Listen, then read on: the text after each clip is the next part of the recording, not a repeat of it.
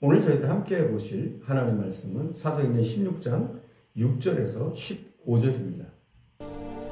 성령이 아시아에서 말씀을 전하지 못하게 하시거늘 그들이 부르기아와 갈라디아 땅으로 다녀가 무시아 앞에 이르러 비두니아로 가고자 애쓰되 예수의 영이 허락하지 아니하시는지라.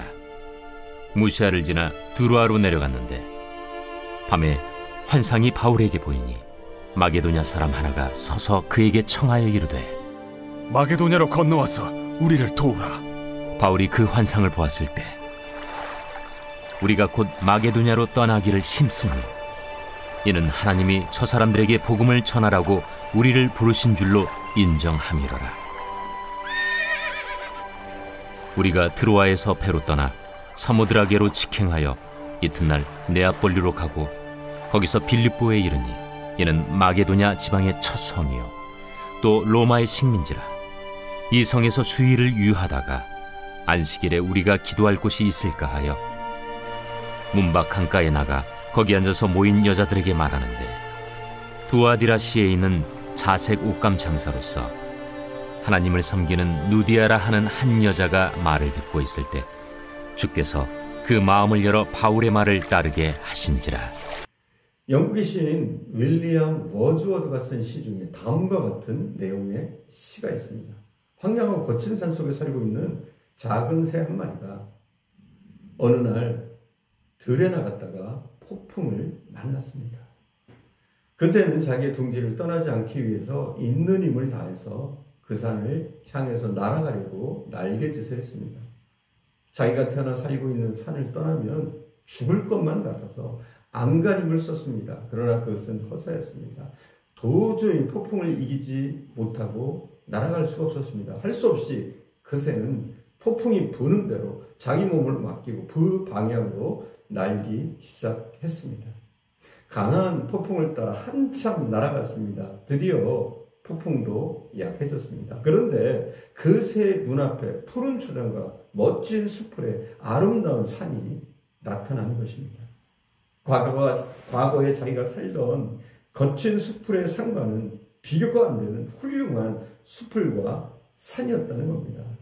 참으로 의미심장한 시라고 생각하지 않습니까? 이 시인은 이 작은 새 한 마리를 의인화시켰습니다.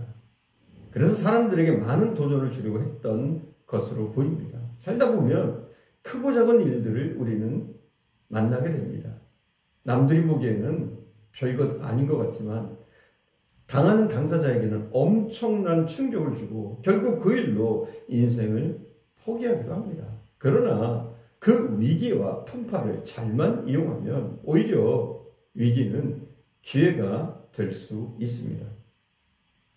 살면서 우리가 힘든 일 중에 하나는 나쁜 일이 아닌 선한 일을 하고 있는데 나보다 남을 위해서 일하고 있는데도 좌절감이 생기고 실패할 때도 있다는 겁니다.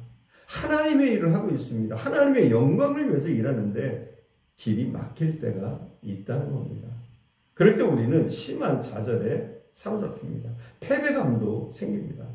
하나님 어떻게 이러실 수 있습니까? 하고 하나님에 대한 불신이 생기는 사람도 있고 그 일로 인해서 주님을 떠나는 사람들까지 있는 것이 사실입니다. 오늘 본문 말씀을 보시면 하나님의 일을 열심히 감당하고 있었던 한 사람이 등장합니다. 그 사람은 우리가 너무나도 잘 알고 있는 바로 그 이름 바울입니다. 그는 주님을 만난 후 오로지 자신의 길을 버리고 주님께서 열어놓으신 복음의 길을 향해서 쉬지 않고 달려갔습니다. 이렇게 복음을 위해서 헌신하고 있다면 만사가 형통해야 합니다. 길이 막히지 말아야 합니다. 그런데 오늘 본문 말씀에 그가 가는 길이 막혔다고 말씀합니다. 본문 6절에서 7절에 보면 그의 계획에 제동이 걸렸습니다. 누구에 의해서 제동이 걸렸습니까? 성령께서 제동을 걸었다는 겁니다.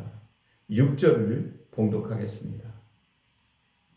성령이 아시아에서 말씀을 전하지 못하게 하시거늘 그들이 브루시기아와 갈라디아 땅으로 다녀가 말씀을 전하지 못하게 하셨다는 겁니다. 지금 바울의 상태는 1차 전도여행을 무사히 마치고 2차 전도여행을 떠나고 곧바로 생긴 일입니다.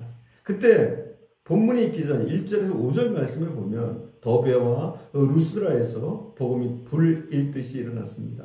그는 그곳에서 이후에 복음을 위하여 아름답게 쓰임받았던 사랑하는 아들과 같은 디모데를 만났고 이곳에서 말씀을 힘있게 증거했습니다. 그리고 5절에 보면 그곳에 있는 여러 교회가 믿음이 더 굳세워지고 수가 날마다 더해갔다고 말씀하고 있습니다. 이곳에서는 놀라운 복음의 역사가 일어났습니다. 한마디로 복음을 전하는 재미가 있었습니다. 그리고 아마도 바울과 실라에게 이런 열매들은 큰 자신감을 심어 주었을 것입니다. 분명 모든 일은 만사 형통한 것처럼 보였습니다. 무슨 일이든 마음먹은 대로 될 것만 같았습니다. 그런데 6절에 보면 성령은 아시아에서 말씀을 전하지 못하게 하시거늘 부르기아와 갈라디아 땅으로 갔다. 이렇게 기록합니다. 그들의 계획이 좌절에 부딪힙니다. 그것도 성령에 의해서 좌절을 맛봅니다. 일찍이 경험해보지 못했던 좌절이었습니다. 그래서 이들은 할 수 없이 짐을 쌌습니다. 그리고 과감하게 떠났습니다. 그냥 순종했습니다. 그런데 여기서 끝나지 않습니다. 그들은 방향을 수정하여서 부르스기아와 갈라디아 땅을 지나서 무시아에 이르러 그곳에서 다른 선교의 전략지인 비두니아로 가고자 했습니다. 그들이 지금 뭐하러 가는 겁니까? 복음을 전하러 갑니다. 그런데 이게 웬일입니까? 안 된다는 겁니다. 또 막혔습니다. 7절을 봉독하겠습니다. 무시아 앞에 이르러 비두니아로 가고자 했을 때 예수의 영이 허락하지 아니하시는지라. 예수의 영이 들어가기를 허락지 않았다는 겁니다. 하나님이 이들의 계획을 막았습니다. 오늘 성경 10절에 가장 가슴 아픈 한 부분이 기록되어 있습니다. 에스델입니다. 그들은 그것을 봉파시켜야 하겠다는 의지를 가지고 선교 계획도 세웠습니다. 말씀도 준비했습니다. 그곳의 지역적인 특성과 문화와 생활 풍습들에 대한 많은 정보도 준비했습니다. 그런데 오늘 성경은 이에 대해서 예수의 영이 허락하지 않았다고 말합니다. 여러분, 그럴 수 있다고 그냥 쉽게 넘어갈 일이 아닙니다. 지금 이 일이 바울의 이야기니까 쉽게 생각되지 않습니까? 여러분이 만약 이런 일을 인생의 가장 중요한 순간에 만나게 된다면 여러분은 어떨까요? 많은 정보를 수집하고 계획하고 물질도 준비하고 많은 시간을 투자해서 준비했는데 그 일이 옳은 일인데 그 일이 무산되어 돌아갔다면 여러분은 어떻게 하시겠습니까? 그냥 웃고 넘기시겠습니까? 오늘 8절 말씀을 보시기 바랍니다.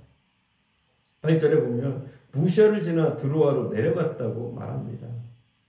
성경의 지도를 보시면 여러분에게 도움이 될 겁니다. 그러나 제가 간단하게 예를 들겠습니다. 자, 서울을 떠난 사도 바울의 일행이 수원에서 복음을 전하게 되었습니다. 난리가 났습니다.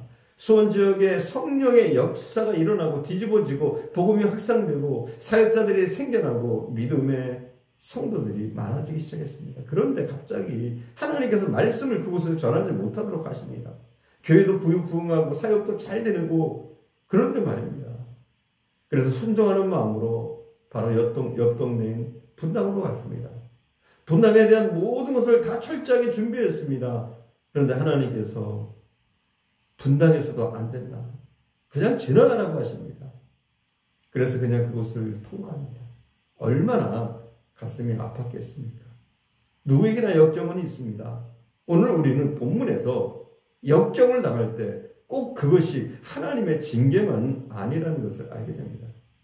바울에게 어려움이 있었는데 성령께서 그 일을 주관하셨다는 겁니다. 외형적으로 어려움과 역경으로 보였지만 그것은 하나님의 새로운 인도하심이었습니다. 다음 구절에서 우리는 그것을 알 수가 있습니다. 왜 하나님께서 그 길을 막으셨을까요? 우리가 경험하는 그 실패로 우리 인생이 결국 끝나는 것이 아닙니다. 주님의 일을 할 때 만나는 여러 가지 장애 앞에 결코 우리는 주저앉을 수가 없습니다. 아니, 주님은 주저앉게 내버려 두시지 않습니다. 우리 주님은 분명 다른 길을 열어주신다는 겁니다. 이 놀라운 사실을 오늘 본문 9절 이후에 잘 말씀하고 있습니다. 기도하겠습니다. 사랑하는 주님, 바울의 열정과 간절한 소망에도 실질적으로 나타나는 영혼구원의 역사와 교회복의 역사 속에서도 하나님은 바울의 방향을 트셨습니다. 바울의 가는 길을 막으셨습니다. 때로는 주님께서 우리의 길을 가로막을 때 우리는 괴롭고 아프고 고통스럽지만 분명한 이유가 있다는 것을 우리가 깨달을 수 있게 하시길 원합니다. 바울이 순간적으로 아시아에서 전도하는 것이 막혔지만 하나님께서 그 길을 인도하셔서 새로운 길을 내시고 새로운 곳으로 인도하실 줄을 믿습니다. 우리의 삶 가운데도 역경이 있더라도 실망하지 않게 하시고 주님의 뜻을 따라 순종하며 나가는 저희들 되어줄 수 있도록 인도하옵소서. 오늘도 함께 하시는 주님께 감사드리며 우리 구주 예수님의 이름으로 기도드립니다. 아멘.